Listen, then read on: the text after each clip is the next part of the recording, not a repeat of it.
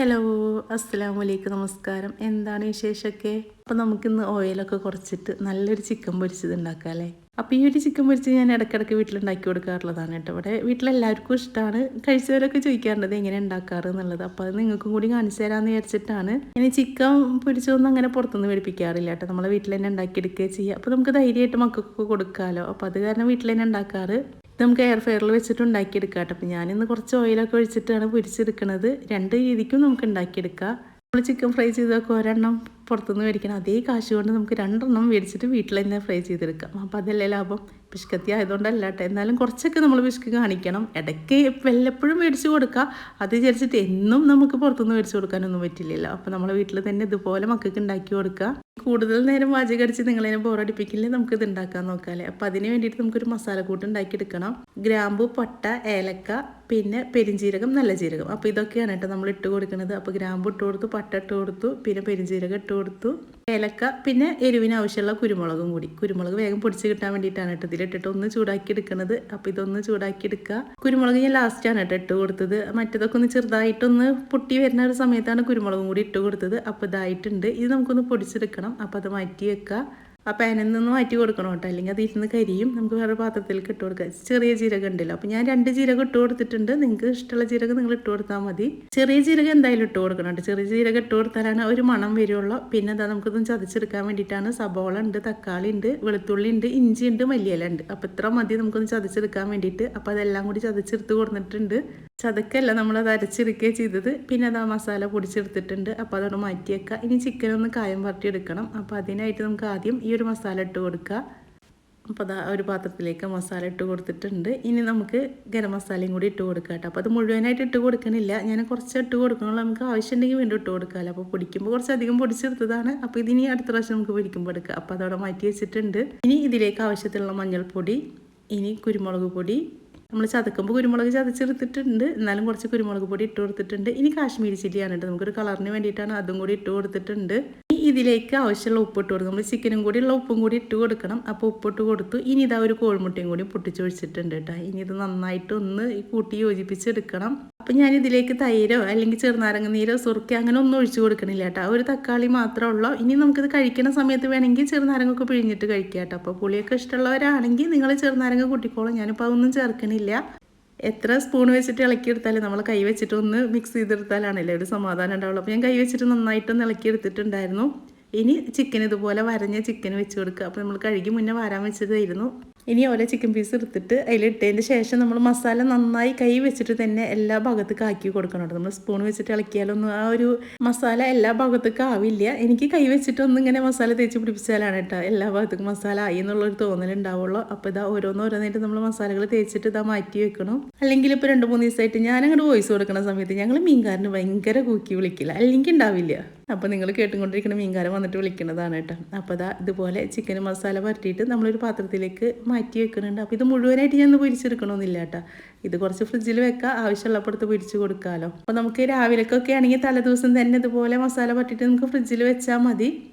അല്ലെങ്കിൽ ഒരു 1-1.5 മണിക്കൂർ നേരം മസാല പരട്ടിയിട്ട് മാറ്റി വെക്കണം കേട്ടോ. എന്നിട്ട് പൊരിച്ചെടുത്താൽ മതി. അപ്പോൾ അതാ ഞാൻ കുറച്ച് ഓയിലാണ് ഒഴിച്ച് കൊടുത്തേക്കുന്നത്. നിങ്ങൾക്ക് കാണുമ്പോൾ തന്നെ അറിയണുണ്ടാവൂലേ. അപ്പോൾ നമ്മൾ 2 രീതിക്ക് ഇത് പൊരിച്ച് കാണിച്ച് തരുന്നുണ്ട്. അപ്പോൾ ഇത് വലിയ പീസാണല്ലോ, അപ്പോൾ നമുക്ക് കുറച്ച് വേവാനൊരു ബുദ്ധിമുട്ടാവും. പിന്നെ ഉള്ളൊക്കെ വെന്തോ എന്നുള്ളൊരു സംശയമുള്ളവർക്കൊക്കെ അതാ ഇതുപോലെ പൊരിച്ചെടുത്താൽ മതി കേട്ടോ. അപ്പോൾ കുറച്ച് ഓയിൽ ഒഴിച്ച് കൊടുക്കുക. അപ്പോൾ ഞാൻ ഇതിലേക്ക് 3 പീസ് ചിക്കനാണ് വെച്ച് കൊടുത്തേക്കുന്നത്. ഇനി അടച്ച് വെക്കുക. അടച്ച് വെച്ചിട്ട് ഫ്ലെയിം ഒന്ന് മീഡിയത്തിലാക്കി കൊടുക്കുക. എന്നിട്ട് കുറച്ച് നേരം വേവിച്ചതിന് ശേഷം നമുക്ക് നോക്കി നോക്കാമല്ലോ. ഓരോ ഭാഗമായ അങ്ങോട്ടും ഇങ്ങോട്ടും ഒന്ന് മറിച്ചിട്ടിട്ട് 2-3 പ്രാവശ്യം മറിച്ചിട്ട് കൊടുക്കണം കേട്ടോ. എന്നാലാണ് സൈഡൊക്കെ ഒന്ന് വെന്ത് വരുള്ളൂ. പിന്നെ അടച്ച് വെച്ച് വേവിക്കുമ്പോൾ അതിൽ കുറച്ച് വെള്ളം കൂടി ഇറങ്ങിയിട്ട് അത് നന്നായിട്ടൊന്ന് ഒരു പ്രത്യേക ടേസ്റ്റാണ് കേട്ടോ ഇങ്ങനെ വേവിച്ചെടുക്കുമ്പോൾ. എനിക്ക് മറ്റേ ഫ്രൈ ചെയ്തെടുക്കണേക്കാട്ടി ഇഷ്ടം ഇങ്ങനെ ഒന്ന് മൂടി വെച്ചിട്ട് നമ്മളിത് അടച്ച് വെച്ചിട്ട് ഇങ്ങനെ വേവിച്ചെടുക്കുമല്ലോ.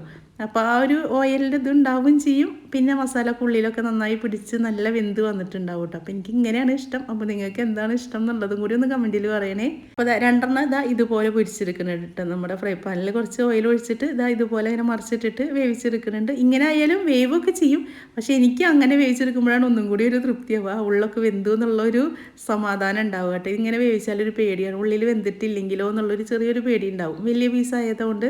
അപ്പോൾ ഇങ്ങനെ ആകുമ്പോൾ എത്ര അങ്ങോട്ടും ഇങ്ങോട്ടും മറിച്ചിട്ടിട്ട് വേവിച്ചാലും മുരിഞ്ഞോ എന്നുള്ള അല്ലെങ്കിൽ വെന്തോ എന്നുള്ളൊരു പേടി ഉണ്ടാവട്ടെ. അത് കാരണം ഞാനിങ്ങനെ പൊരിച്ചെടുക്കുമ്പോൾ മിക്കവാറും അത് കഴിച്ചിട്ട് എടുക്കാറുള്ളത്. അപ്പം ഞാനിതാ ഓരോ ഭാഗം ഇങ്ങനെ മാറ്റി മറിച്ചിട്ടിട്ട് അതിങ്ങനെ വേവിച്ചെടുക്കണുണ്ട് കേട്ടോ. അപ്പോൾ എൻ്റെ വീഡിയോ ആദ്യമായിട്ട് കാണുന്നവരാണെങ്കിൽ നിങ്ങൾ എൻ്റെ വീഡിയോ ഇഷ്ടപ്പെടുകയാണെങ്കിൽ സബ്സ്ക്രൈബ് ചെയ്യാത്തവരാണെങ്കിൽ ഒന്ന് സബ്സ്ക്രൈബ് ചെയ്ത് വെച്ചോളൂ കേട്ടോ. അതുപോലെ നിങ്ങളെങ്ങനെ ചിക്കൻ പൊരിക്കാറെന്നുള്ളതും കൂടി ഒന്ന് പറഞ്ഞു തരണേ. അപ്പോൾ എനിക്ക് അടുത്ത പ്രാവശ്യം ഉണ്ടാക്കുമ്പോൾ ഒന്ന് മാറ്റിയിട്ടൊക്കെ നോക്കാമല്ലോ. നമ്മളെ മക്കൾക്ക് ഇന്നും ഒരുപോലെ ഉണ്ടാക്കി കൊടുത്താലൊന്നും അവർക്ക് ഇഷ്ടമാവാറില്ല. നമ്മൾ ഒരേ ദിവസം ഓരോരോ പുതിയത് കണ്ടുപിടിച്ചിട്ട് ഉണ്ടാക്കി കൊടുക്കണം എന്നുള്ള അവസ്ഥയാണ്. അപ്പോൾ സ്കൂളും കൂടി ഇല്ലാത്ത കാരണം മക്കൾ വീട്ടിലാണല്ലോ. അപ്പോൾ വീട്ടിലിരിക്കുന്ന മക്കൾക്കൊക്കെ ഇതുപോലെ ഉണ്ടാക്കി കൊടുക്കുകയാണെങ്കിൽ നമുക്ക് പുറത്തുനിന്നൊന്നും മേടിച്ച് കൊടുക്കേണ്ട ആവശ്യമില്ല. ഇനിയിപ്പോൾ ഗ്യാസൊക്കെ കിട്ടാത്ത സമയമായതുകൊണ്ട് ഇപ്പോൾ ഗ്യാസ് കുറേ പോകുമെന്നുള്ള പേടിയൊന്നും വേണ്ട. നമുക്ക് ഇതുപോലെ അടുപ്പത്തും തന്നെ പൊരിച്ചെടുക്കാം കേട്ടോ. അപ്പോൾ അത് നമ്മുടെ ഫ്രൈ പാനിലുള്ളത് വേഗമായി വന്നിട്ടുണ്ട്, കണ്ടില്ലേ? ഇതുപോലെ മുരിപ്പിച്ചിട്ട് ഉള്ളൊക്കെ വെന്തിട്ടുണ്ടായിരുന്നു കേട്ടോ. അപ്പോൾ അത് മാറ്റി വെച്ചിട്ടുണ്ട്. ഇനി നമ്മുടെ പാത്രത്തിലത്തെയും കൂടി നോക്കി നോക്കാം അല്ലേ, നമ്മൾ ആ ഒരു മൂടി വെച്ചിട്ടുണ്ടായിരുന്നതുള്ളത്. അപ്പോൾ ഇപ്പോൾ ഞാൻ കുറച്ചൊന്ന് ഫ്ലെയിം കൂട്ടി കൊടുത്തിട്ടുണ്ട് കേട്ടോ. ഇനി നമുക്കൊന്ന് മുരിപ്പിച്ചിട്ട് എടുക്കണം. പുള്ളൊക്കെ വെന്തിട്ടുണ്ടാവും. ഇനി അങ്ങോട്ടും ഇങ്ങോട്ടും ഒന്ന് മറിച്ചിട്ടിട്ട് നമുക്കൊന്ന് ആ പുറത്തൊക്കെ ഒന്ന് കളർ മാറണ വരെ ഒന്ന് വേവിച്ചിട്ടെടുക്കുക. അപ്പോൾ ഇത് നമ്മൾ അടച്ചു വെച്ച കാരണം ഉള്ളാണ് വെന്തേക്കണത്. ഇനി പുറത്ത് ആ ഒരു ഒന്ന് മുരിഞ്ഞ പോലെ ഒരു കളറ് വ്യത്യാസം വന്നാലാണല്ലോ നമുക്കൊന്ന് വെന്തു എന്നുള്ളത് തോന്നുക. അപ്പോൾ അതിന് വേണ്ടിയിട്ടൊന്ന് ഇനി ഹൈ ഫ്ലെയിമിൽ തന്നെയായിട്ട് വെച്ച് കൊടുക്കുന്നത്.